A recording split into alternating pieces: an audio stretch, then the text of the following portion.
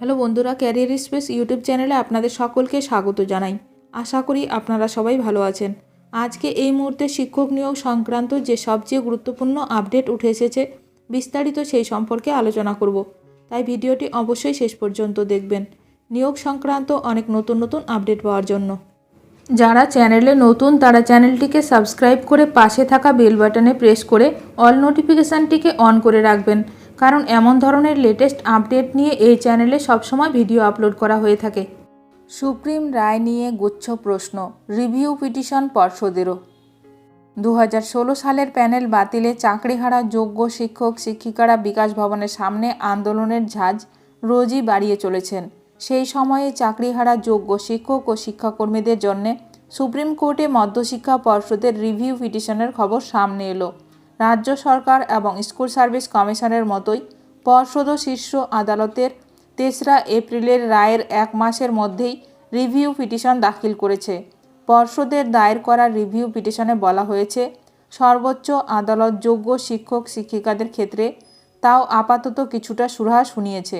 অর্থাৎ চলতি বছরের 31শে ডিসেম্বর পর্যন্ত তারা চাকরি করতে পারবেন, কিন্তু তথাকথিত যোগ্য গ্রুপ সি এবং গ্রুপ ডি কর্মীরা পুরোপুরি চাকরিচ্যুত হয়েছেন।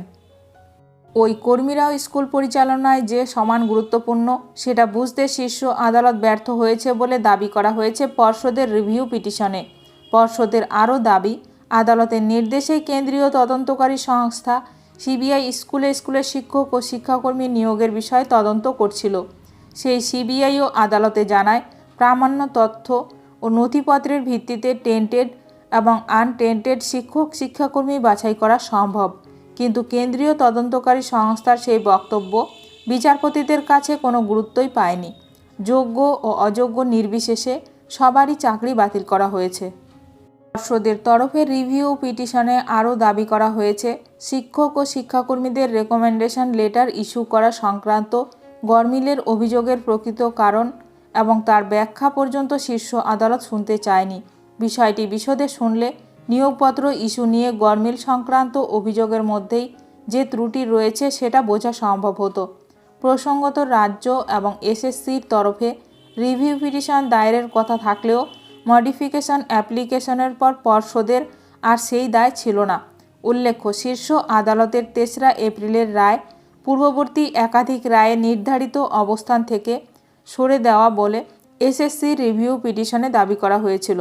তাতে বলা হয়েছিল, কোনো নিয়োগ পরীক্ষায় পদ্ধতিগতভাবে আপোষ হয়েছে বলে নিশ্চিত হওয়া সম্ভব হলে তখনই গোটা পরীক্ষা বাতিলের সুযোগ থাকে, অন্যথায় নয়। কিন্তু এক্ষেত্রে সুপ্রিম কোর্টের একই বেঞ্চ 3রা এপ্রিলের রায়ের পরে মধ্যশিক্ষা পর্ষদের মডিফিকেশন অ্যাপ্লিকেশনে 17 এপ্রিল যে নির্দেশ দিয়েছে সেটাই প্রমাণ করে দিচ্ছে টেন্টেড এবং আনটেন্টেড পৃথক করা সম্ভব।